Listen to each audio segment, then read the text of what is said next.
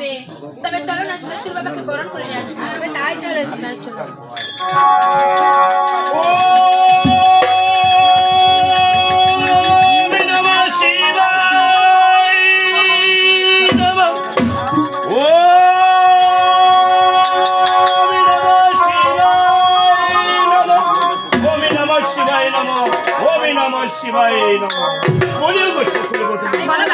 তোমরা সকলে ভালো আছো? হ্যাঁ গো বাবা, হ্যাঁ। তবে বলুন তো বাবা, আপনি কেমন রয়েছেন? আমি অনেক ভালো আছি বাবা। আজ আমি বাড়ি করে ফিরেছি বিদায়। তোমরা পঞ্চপ্রদীপের ডালালি দাঁড়িয়ে আছো, যে কখন পিঠা করা দেবে আর কখন বরণ করে নিয়ে যাবে সেই রাত। তাই বেশি বিলম্ব না করি অতি শীঘ্রই আমায় বরণই করে নিয়ে চলো।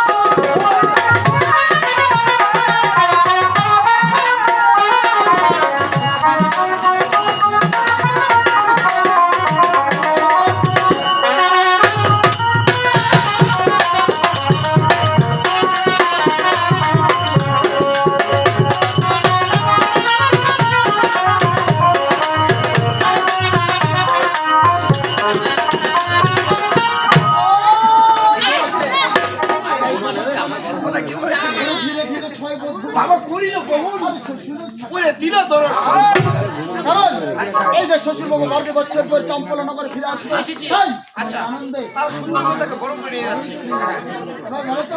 যেমনই 6টি পুত্র বধূমা রয়েছে 6টি পুত্র রয়েছে। এই পুত্র 6টির নাম তোমাকে বলতে হবে। আমাকে বলতে হবে। আরে কথা বলে যে 6টি ছেলে রয়েছে তার নামগুলো আমাকে বলতে হবে। তবে আমি বলতে চাই আপনি শুনুন। আচ্ছা সিরিজের কোনো কোনো বলতে হবে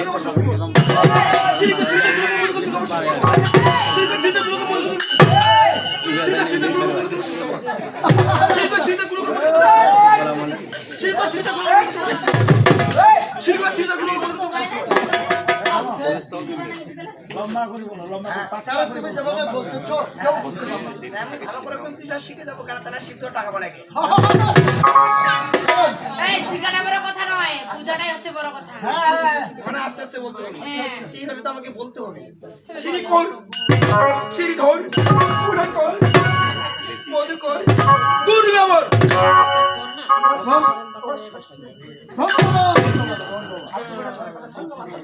কি বলবে? আমাকে বলতে হবে তুমি ঠ্যাং খাও। থ্যাংক ইউ, ধন্যবাদ এবং থ্যাংক ইউ। সুন্দর এবার 6টি বধূমার নাম বলো। হ্যাঁ ভাই বধূমা কাকু ভাই বৌমা তুমি যেগুলো নাম বললে না তাদের স্ত্রী এটা তার মাইয়া হ্যাঁ হ্যাঁ আচ্ছা আমি বলছি ওই চাটি সিনাই মুখি হেলমেটলি কাপ ফেলি আতি সরি ওর নাম ফজলি পুরো এগুলো কি তাদের নাম হলো নাকি এগুলো তো মুখে ফাটো না আপনি জানেন না আরে এগুলো তো তাদের নাম আচ্ছা আমি যদি বলতে পারি তাহলে আপনি বলুন দেখি আমাকে বলতে হবে আচ্ছা শুনুন ওটা শীত তার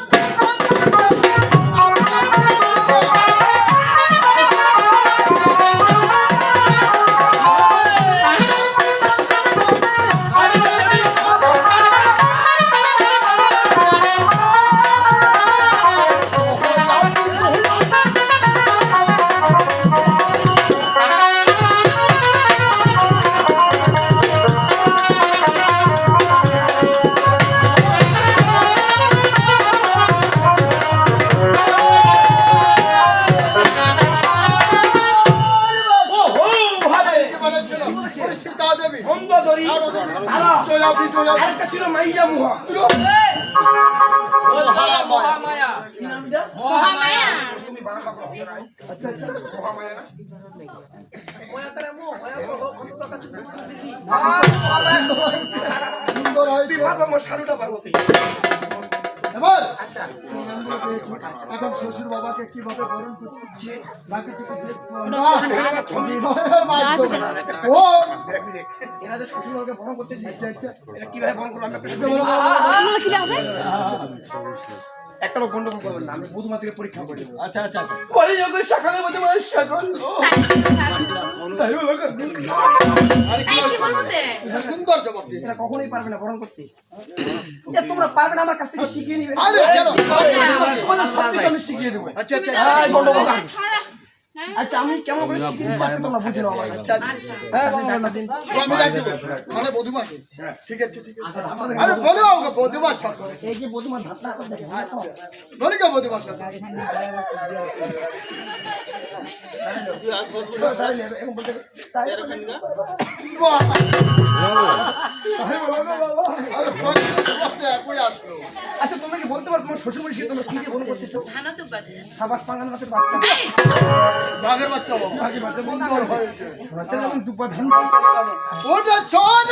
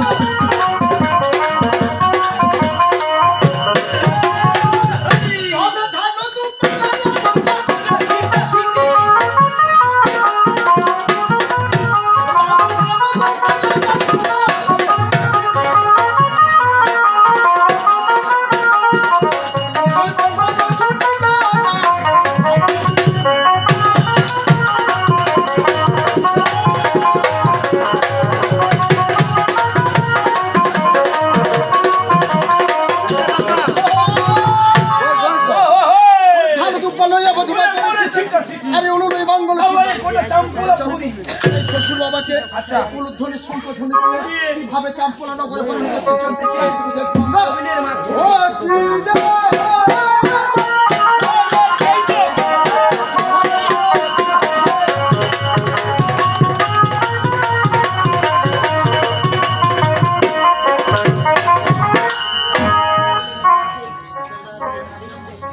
ও ভাই ঘুর ঘুম হয়ে গেলি ওই কথা ঠিক আছে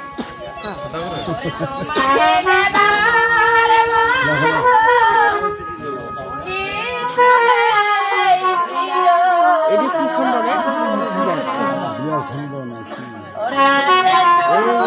ভাষা নেই নাকি তোমার কথা ভাষা নেই নাকি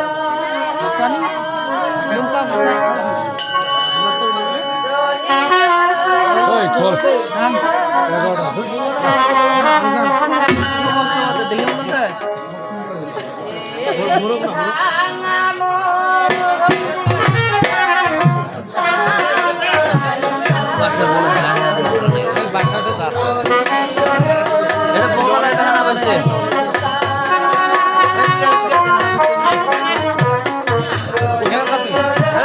দাদা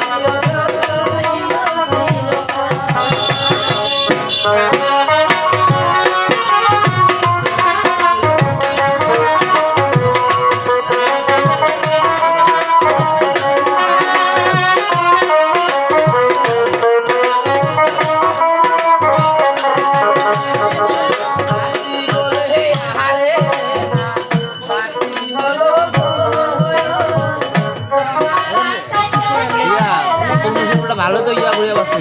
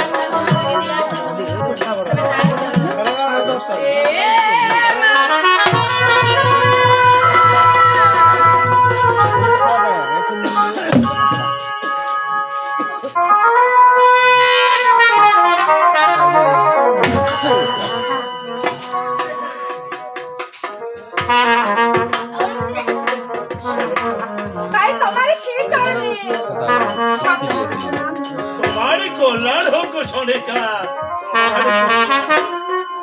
ও শোনো, 12টি বছর পরে চম্পকনগরে তুমি ফিরে আসলে আচ্ছা কেমন রয়েছে যাক, আমার নিয়ে আর চিন্তা করতে হবে না। ও শোনা, আমি যখন এই পিতৃবাক্য পালন করার জন্য ওই শিবে মঞ্চ ভবনে গিয়েছিলাম, এই চম্পক নগরের প্রজাগণের রাজনীতি তোমায় দিয়ে গেছিলাম।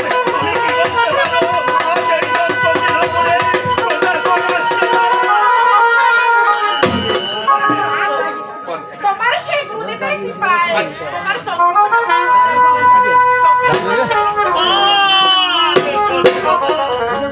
আজ আমি নিজেকে বড় ধন্য মনে করছি, কেননা আজ আমি তোমার মতো অর্ধাঙ্গিনী পেয়েছি, এতেই আমি বড় ধন্য হয়েছি। ও,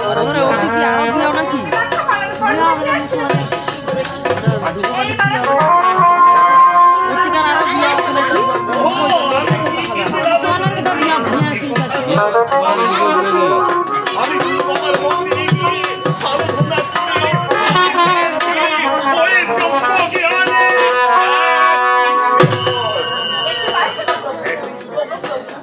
এই একটা ভগবান মন্ত্র নিয়ে একে বলেছিস যে সোনেকা, থাকলেই বা কি হবে আর না থাকলেই বা কি হবে জানি। আমার কাছে যদি থাকে, যতক্ষণ পর্যন্ত থাকবে এই চম্পক নগরী কেউ যদি মারা যায়, এই ব্রহ্মজ্ঞান মন্ত্র দিয়ে আমি যে আমার তাকে নিবেদন। সেখান থেকে আর কোথায় আমি কালীগড় সাগরে গিয়েছিলাম, সেখানে ধরে সাগরে গিয়ে আমি মাতারি চরণ ধরেছিলাম তো এই মাতা মাতা সন্তুষ্ট হয়ে আমায় বানিয়েছে। আমি সন্তান যাওয়ার পরে তোর মাতাকে একটি জিনিস দাবি করেছে, সেটা মনে রাখি, সেটা হচ্ছে এই গানটা বুঝবি না। এই হেতালে চলে আর নাম এই চম্পকে আমাদের একটা মাত্র ওই ব্রহ্মা বিষ্ণু মহেশ্বরী ছাড়া এমন কি দেবতা নেই যে এই চম্পকে নগরে আসতে পারে। বল। এই 12টি বছরে তুমি অনেক কিছু সাধনা প্রাপ্তি লাভ করেছো। অবশ্যই। 12টি বছরে কোনোদিন সেই গুরুদেবের মন্দিরে যাওয়া হয়নি। কি বলছি? তাই চলো না তো প্রভু, 12 বছর পর আবার মনে আবার সাধনা যাবো তো যাবো, এই তো আমি ফিরে এসেছি। আজ আমি যুবক রূপে প্রাণে ভরবে আমার পিতাকে সম্মানিত করে নেব। তাই ছুটে এসো না গো, তাই ছুটে এসো।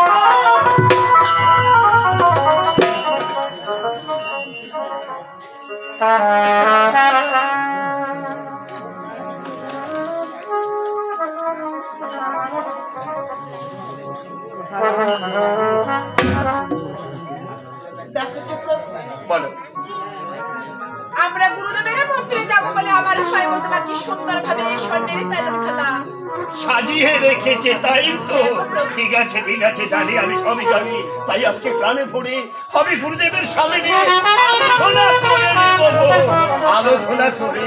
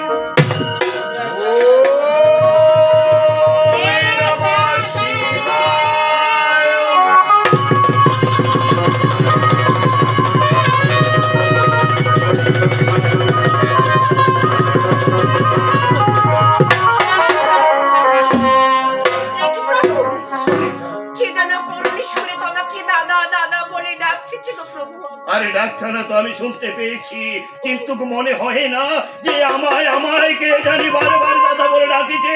এ কথা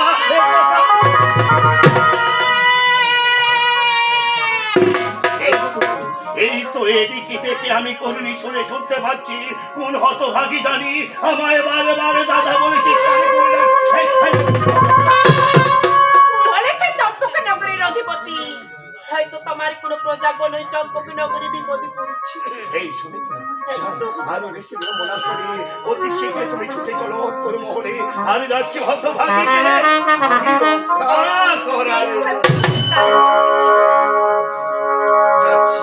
যাচ্ছি রে বোন, আজ আমার বলে কথা তোকে আনার জন্য। আজ আমি নিজেই ছুটে